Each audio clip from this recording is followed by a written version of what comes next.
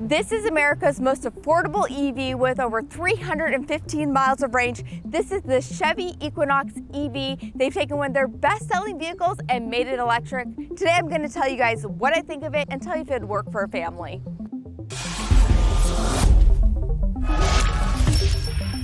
All right, so what do you guys think of this? I have PJ joining me behind the camera, my husband. We are looking at the top of the line Equinox EV. We have the RS. This stands for Rally Sport. And what I love about EVs are that they have some fun with the lighting. And so you can see this daytime running light. This LED goes all the way around. I really like this. Down below it, we have the LED headlights right here. And then there's no need for a grille, so they give it some texture with this diamond pattern. We have the air intake, some carbon fiber, and look at this, a forward-facing camera. I love that. It just makes it easier when you're going to park and you drive and you're in those tight situations. And it kind of gives you this illusion of being a wider, more athletic vehicle, when in fact it's actually almost the same dimensions as the Tesla Model Y. And then you keep that Chevy characteristics. We have the Chevy bow tie right here. We have the spine kind of angles in and kind of gives you that backbone of the vehicle. You guys are probably wondering if there is a front trunk. I'm gonna go ahead and open this up. All right, so here it is. No front trunk. Obviously, some of the EVs do, some don't.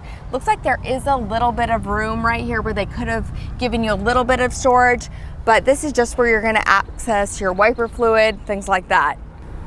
Moving along to the side, look at these wheels. We have big 21-inch wheels. This is one of the largest wheels I've seen on an EV in this class.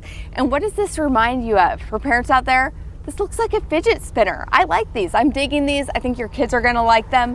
But let's move on to the charging. It is up front. I'm gonna let PJ take over for this. What you're looking at here is the J1772 up top, 11 kilowatt charger on board, and also the CCS combo down in the bottom. Gets you about 77 miles of range in about 10 minutes time if you're plugged into a DC level 3 charger. But an 85 kilowatt hour battery pack is on board. The vehicle gets 319 miles of EPA estimated range. And if you step up to the all-wheel drive version, that's actually about 285 miles of range, which is a pretty impressive range given that this vehicle has a base price with the 1LT trim that comes out later in the year at about $35,000. Also, you factor in the $7,500 federal incentive. It's a $27,000 vehicle with over 300 miles of range, which again is as good as it gets in this category of a very popular segment, the crossover SUV. What I really like about what they're doing with their electric vehicles is the E right there. And what does this remind you of, PJ? This looks like the E for the Model E, which of course Tesla initially had for the Model 3. Then they got I think a lawsuit threat. I believe it was from Adidas, right? Or was it from Ford? One of those. Yeah. But they've obviously been able to do it. This is something that you see on all of their electric lineup. And it's also a little Easter egg that we keep finding in their electric vehicles. Even right on the wheel right here, you can see there's 3 little dots. That's because it's electric. And then check out the door handles. This is something that they've had to put a lot of thought into because they're trying to make this vehicle electric, and they had to pick out some features where they are going to spend some money, and I think that they did it on the door handles. If you drive electric, you'll know that that is something that electric car owners look for. These kind of remind me of a Rivian actually, and we have a key fob that goes with it, but it is one of those keyless entry and keyless start vehicles. So when you walk up to it, the door handles present. All right, you guys are gonna come around to the back, but I'm gonna get in the driver's seat because I wanna show you these lights.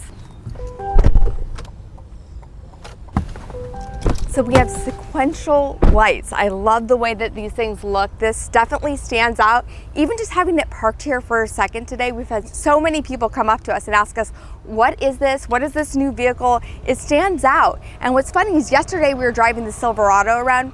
Nobody came up to us, nobody noticed it, didn't get that reaction.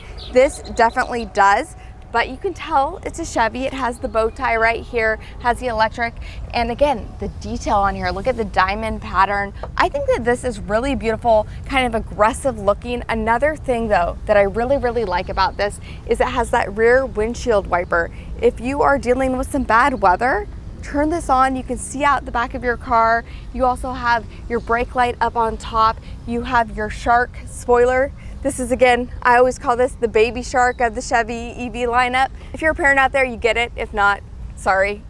And I forgot to mention the wipers are heated, so they're not going to get stuck to the windshield. Yeah, if you live in a cold climate, this could come in clutch here. If you're running late in the morning, you come out to your vehicle, it's not stuck. Yeah, just the wide stance of it is really what stands out to me, and I love the spoiler design as well right here when you take a look at this. And of course, you've got the roof rack with this particular trim option that kind of stands low against the vehicle. I believe they achieved the 0.34 drag coefficient on this. Let's take a look at the rear cargo. Now, it's supposed to have an auto sensing open. It will open up for you guys, and you can actually set the height of this, which I do like. So with the seats folded, you have 57 cubic feet of space.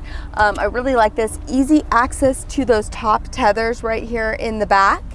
And then we do have some tie downs in the back, as well as look at this little pocket over here. And fun little fact, it's perfectly designed for a gallon of milk. So this is great for your grocery runs.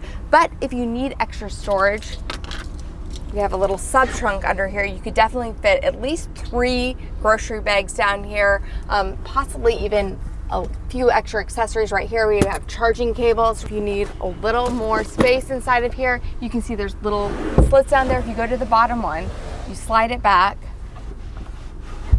This goes down a little bit lower. You have more room up here. Just makes it really customizable inside of this vehicle. And again, we have that 60-40 split. Let's put these down. So look at that. It goes all the way back. I mean, let's see if I can lay down inside here. You want to do some car camping, your kids need a nap, you're changing a diaper, you have this extra space. I mean, again, I am 5'5". I could take a nap in here. This is actually not too bad. So we have 57 cubic feet of space back here. This is quite a lot. You could carry a few different things. Actually, you could fit a bicycle back here on its side, a couple bicycles. You know, if you're going for adventuring with this vehicle, you could definitely do that. Let's hop in the back seat where the kids are going to be sitting. All right, let's scoot on in here. First off, we do have lower anchors, but only on the side seats right here. So if you do have 3 across, you're going to be using that seat belt. But 2 kids back here, plenty of room, cup holders. We have vents for them, heated seats, and then we have 2 USB-Cs. You have the pockets on the back of the seat, cup holders on the side. And check this out. I don't know if you guys can see it better over there, but right here again we have those 3 stripes. I'm not sure why Adidas is not getting mad about that, but it's for electric. And then I love the ombre coloring right here on the doors as well. You know, there's no infotainment here, so you're going to be putting your iPads right in these pockets if you're a kid. Overall, they're pretty comfortable. They're not the best, but they're not the worst. There is a good amount of leg room right here, a decent amount of space. If you do have 3 across in a car seat, it will be tight. So you're going to have to go for those slim car seats if you're doing 3 across, but you could probably fit it. Again, it's probably about the same width inside as the Tesla Model Y. I'm curious to get my car seats in here and actually try it out. I would love to see a rear facing car seat. I'm gonna have my husband pop in the front seat and kind of adjust his seat so I can see how much space I have back here. Hop in there. Yep, I'm probably about here. I'm 5'9", not too tall, but this is my preference. And here is the space for you. Close this so you can hear. I do believe that you would probably have enough room for a rear facing car seat. I'm gonna hop in there and just kind of show you where my knees go to right here. You can kind of see the space. There's probably about a foot. All right, check out right here. We have those 3 stripes again for the electric vehicle. Let me move my jacket to the back seat. All right, put the key fob down. We have this nice little tray, you know, that you can throw your key fob in. We have 2 USB-Cs right up front. There is this extra little space. This is not a charging pad. I thought this was going to be a wireless charging pad. Doesn't look like it is one. 2 cup holders. These are just decent size. You could probably fit a Stanley up here. And then this nice little pocket, which I love because I can throw my purse down here typically. There's also a 12-volt hidden underneath here. We have more storage up front. And have you guys get inside of here. And this is removable. I actually love that this is removable because you can throw this in a dishwasher if it gets gross. But it's pretty deep down here. There's no USB-Cs or chargers down here, but there is a light. So this is the RS trim. They're bringing out all the bells and whistles for this one. We have the red piping, and look at the stitching right here. It's the blue and the red, and this comes in a couple different colors. Also, we have the perforated seats. We also have the perforated seats in the back as well, but these are heated. They're ventilated. Pretty comfortable seats. Again, right here, they're leather, but then you also have that fabric textile on the sides of them. All right, so there is a sunroof on here. We're gonna go ahead and open it up. You push to open it up. Now this is one of the higher trim vehicles, so it has the sunroof, but you can also customize some of the lower trims if that's something that you really want. And look at this, you can tilt to open it up, get some airflow in here. I love that it has that, and then it also even has a sliding option if you want to completely open it up. This is really fun. My kids love it when we have a car like this where they can poke their head up in there, wave to their friends, show off a little bit. And also, if somebody, you can open that up. All right, so if you guys have been in any of GM's new electric vehicles, they kind of look similar here. So we have this giant 17.7-inch display. This is the largest display that I have seen in any vehicle. And it's really easy and intuitive to use. So we have the home button right here, and that's where we are right now. And you can access all your basic stuff right here. We have your vehicle stats, your tire pressure, energy information, trip right up front. You go into your drive modes. You do need to go into the touch screen to access these, but look at this, we go into my mode. You can do sport, normal. Look at this, motor sound. If you want that motor sound. Now people are coming from Chevy, they might want this. You know, I'm coming from an EV, so I don't necessarily like this, but they give you those options. Going back to the home, you have Google Assistant, you have your charging stats right here. Charge now, charge later, you can adjust it. Look at this camera. We have that bird's eye view camera. I love having this. It makes it so much easier to park, see your surroundings, having that camera. Let's look at all this. We have the overhead camera. Remember I talked about having that camera out front. That comes in useful. We have the side cameras as well. Lighting. Now this is super cool. Look at all these different options. We have 27 different options for ambient lighting. And again, this is one of their affordable vehicles, and they're throwing the ambient lighting in there, and it's really cool. In the dark, you can kind of see this whole area lights up. It's customizable. I believe the doors also light up. We're gonna have to check that out if we can get into a spot today that is darker, see how this looks. But look at all these different options. It's really cool to see that they've added this in here, and you can set it to your drive mode. Wi-Fi hotspot. Can we talk about this for a second? This is something I love that they've done. I feel like if you don't have that Wi-Fi hotspot, your kids are constantly stealing your data. Your phone gets slow. It's super annoying. They're asking you to open it up so they can use the data on your phone. Now they can just connect to the car. That's so important. This has Super Cruise in it. That is GM's driver assist feature. So we do have this light right here. When you're using the Super Cruise, it lights up when you're driving. On the steering wheel, you do have some of the buttons and controls. We have voice assist, your music, your volume. This is how you turn on Super Cruise. It's also heated. I love being able to have a heated steering wheel. Really nice to be able to have all that. And then down at the bottom over here, I don't know if you guys can see, we have your parking, your lane centering, auto hold. This is how you're gonna open up your trunk, and you can adjust the lighting on your screen. Initial drive impressions. This is my first time ever in this vehicle.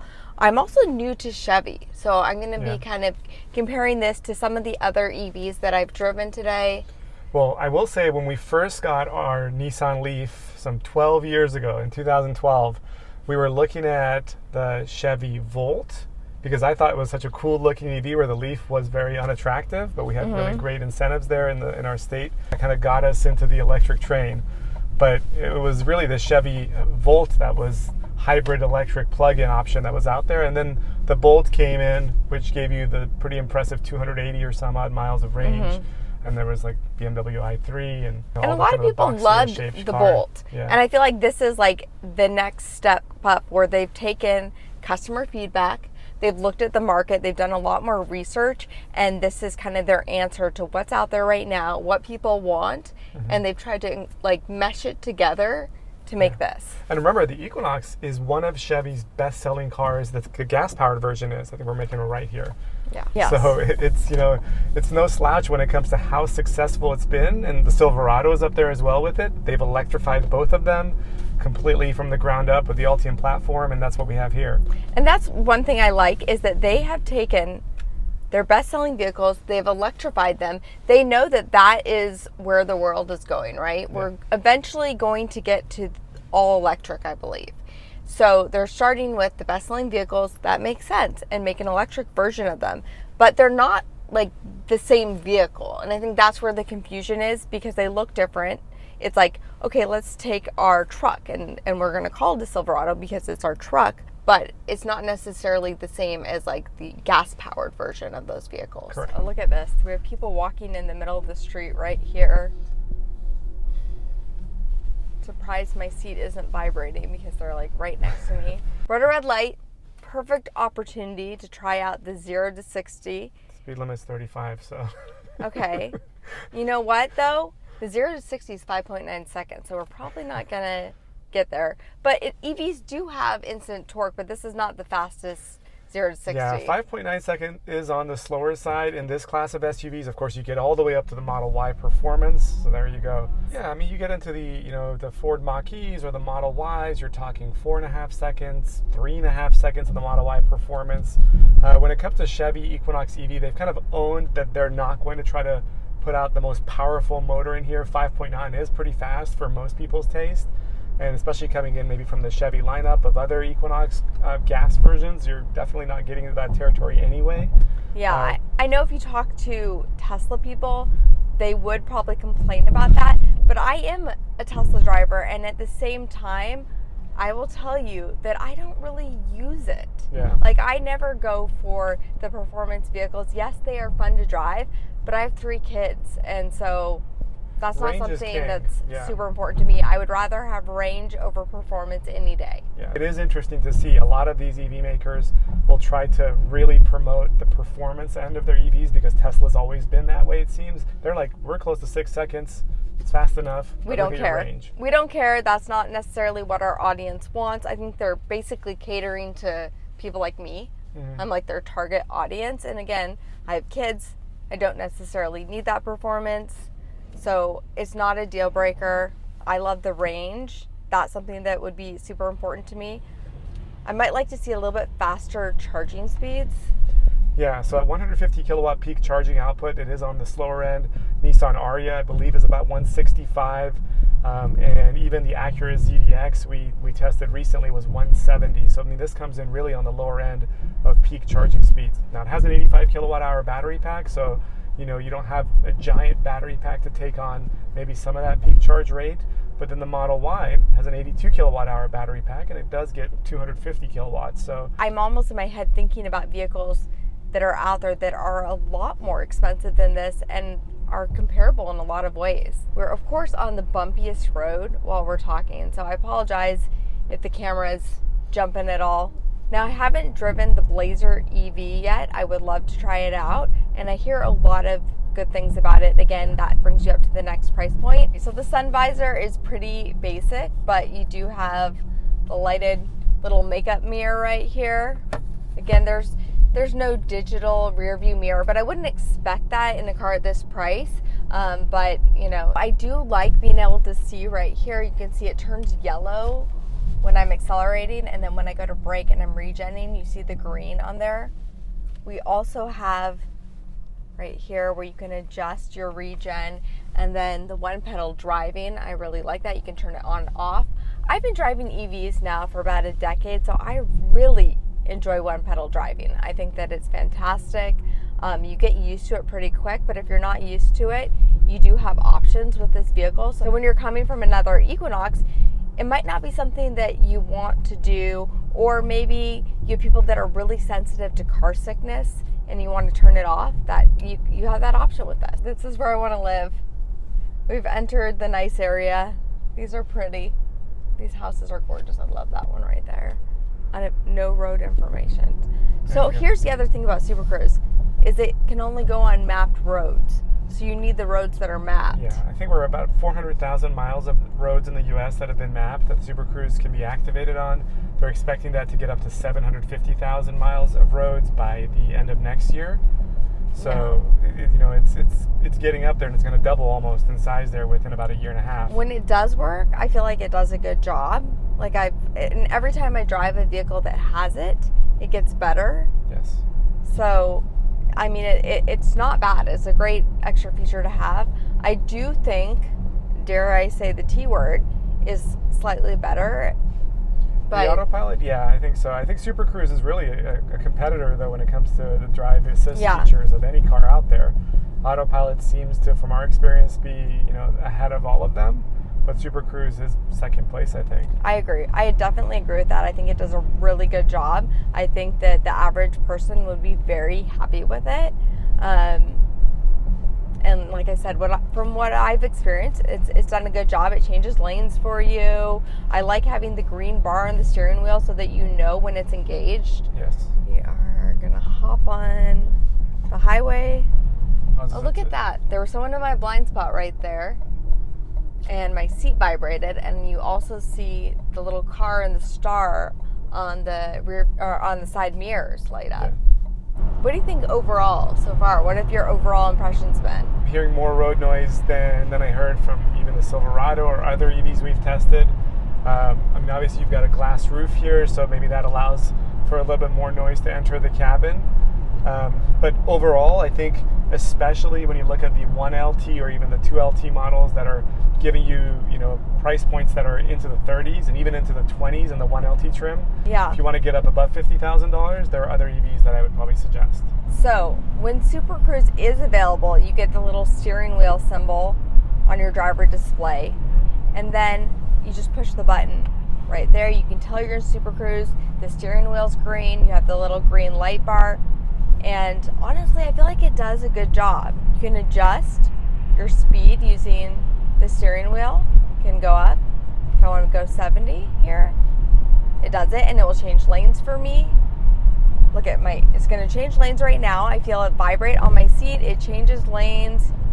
You see the auto lane change. It's all right in front of you. Now think about this.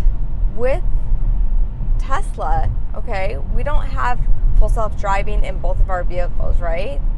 And in the Model X, which we drive all the time, we don't have it.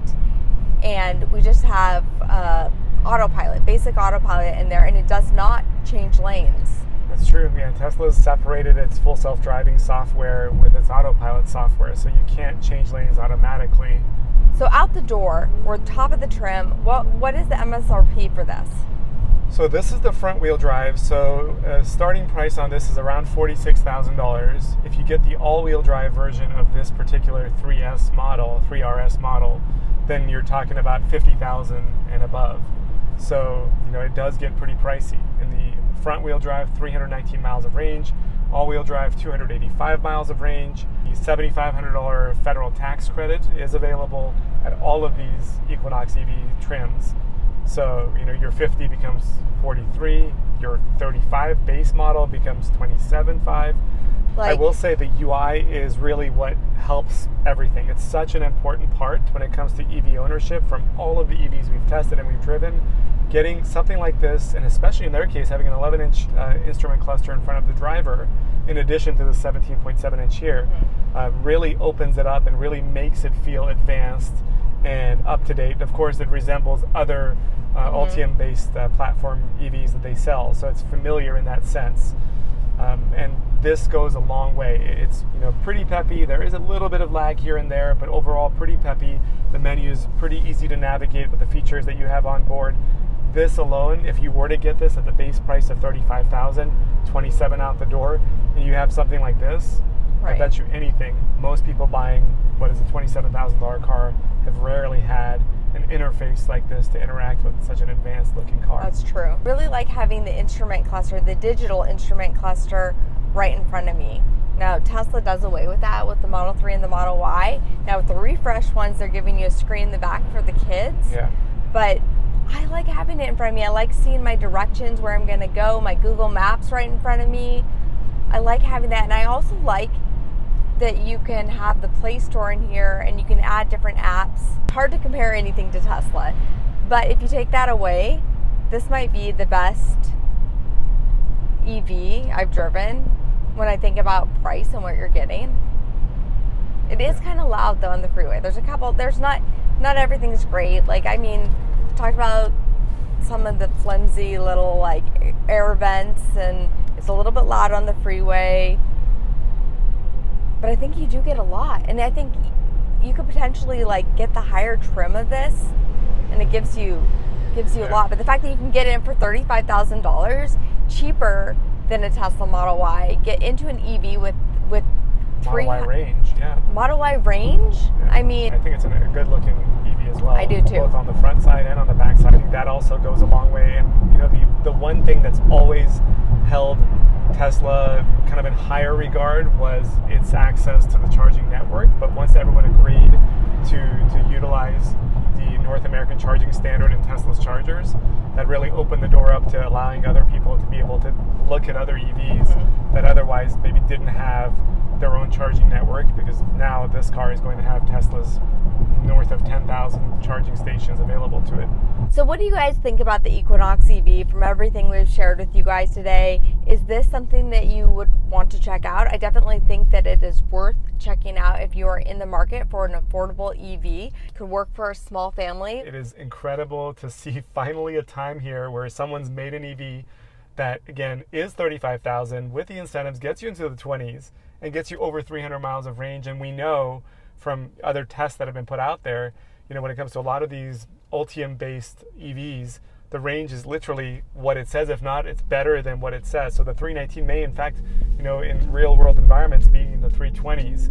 As we've seen it, we did that with the Lyriq, we did that with the ZDX as well, where the range was stated a number, and then we were able to get 10 or 15 miles more than that when we ran them down. Yeah, so let's just hope the dealership doesn't mark it up much over the MSRP for it, so that you can keep it at that price range. And you know, we've just had this thing for about a half a day, so these are my initial reactions to it, how we're just seeing it for the day, taking a look, driving it around. This is how I feel. Tried to share as much of that as I could with you. I'd love to try it out for an entire weekend and really get my kids back there, 3 kids, see how they can handle that back row. But let me know in the comments below, and thank you guys so much for watching. We'll catch you next time.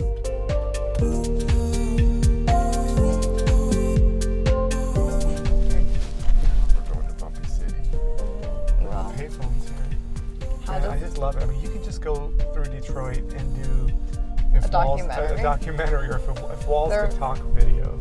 That's literally what I'm super curious about. It's like, because there's so much history that's just left in ruins.